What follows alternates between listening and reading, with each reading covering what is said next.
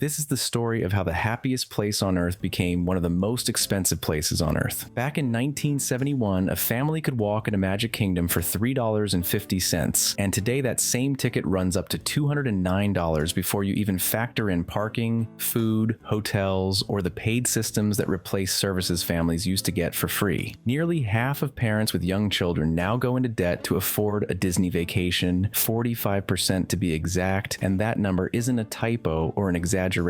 Almost half of American families are financing their trips to see Mickey Mouse. The evidence tells a clear story about whether Disney is deliberately pricing out middle-class families, and that's exactly what we're going to examine. Understanding how far things have drifted requires going back to where this all started. Walt Disney came up with the idea for Disneyland while sitting on a park bench eating peanuts and watching his daughters ride a carousel, wishing there was a place where parents and children could share the experience together instead of being separated by it. Opening day at Disneyland arrived on July 17, 1955, with admission priced at $1, which translates to roughly $11.50 in today's money. Walt had strong feelings about what his park should and shouldn't be. His exact words were that although various sections would have the fun and flavor of a carnival or amusement park, there would be none of the pitches, game wheels, sharp practices, and devices designed to milk the visitor's pocketbook. The backbone of the whole business, as he put it, was catering to families and keeping them together. That founding philosophy matters because of what's happened in the decades since. Magic Kingdom's opening day admission of $3.50 in 1971 would equal about $27 adjusted for inflation. The actual current price climbs as high as $209 on peak days, and Disneyland charges even more at $224 during its busiest periods. 620% is how much Disney ticket prices have climbed since 1985. And here's the thing, average American salaries only rose 126% during that same stretch. The gap widened even faster in recent years, with Disney World tickets jumping 101% over the past decade while median household income grew just 50%. The pricing structure itself went through a complete transformation. Families paid one flat rate regardless of visit date for decades, and that changed on February 27, 2016, when Disney rolled out three-tier pricing. By 2024, the tiers expanded to 6 or 7 levels based on date-based demand calculations. Disney CFO confirmed the company is heading toward full airline-style dynamic pricing where costs shift constantly based on how many people want to visit. Ticket prices only tell part of the story, and what really changed the math for families was watching free services disappear one by one. FastPass let guests reserve ride times to skip long lines starting in 1999, evolving into FastPass Plus by 2014 with 60-day advance booking for resort guests. The parks closed in March 2020, FastPass got suspended, and it never returned. August 18, 2021 marked the official retirement of the free system families had relied on for over 2 decades. Genie Plus replaced it at $15 per person per day, which quickly shifted to variable pricing between $15 and $45 depending on demand. A family of 4 using this service for just 2 days faces charges between $240 and $720 for something that cost nothing a few years. Earlier, Disney's Magical Express provided free bus transportation from Orlando Airport to the resorts starting in 2005,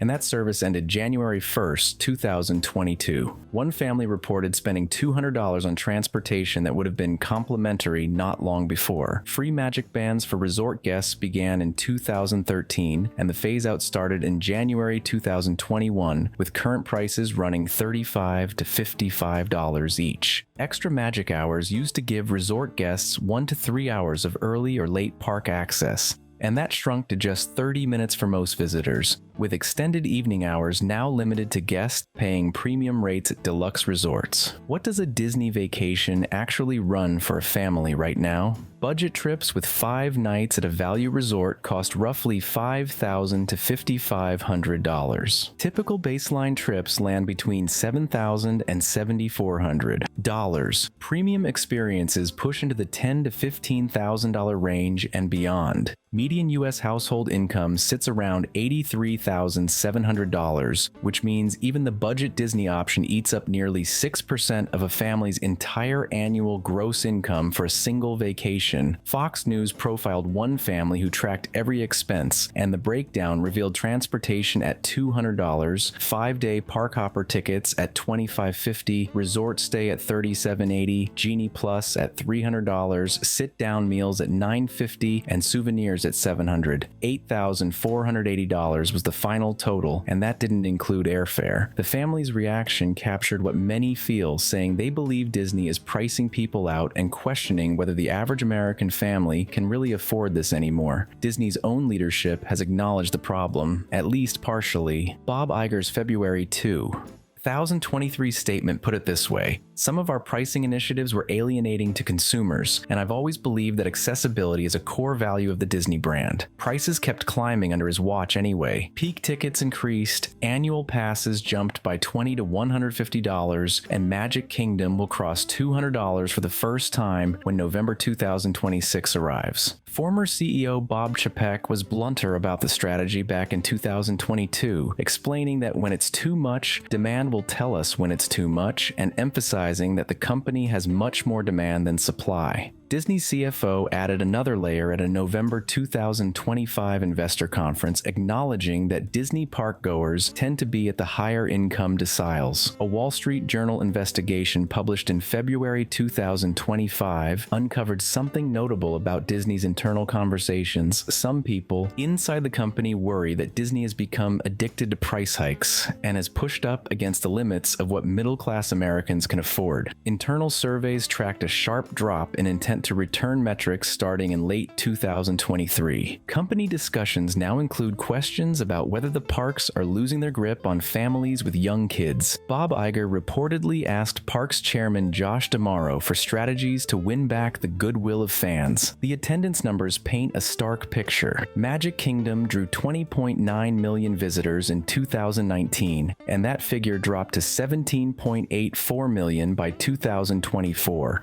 a 15% decline.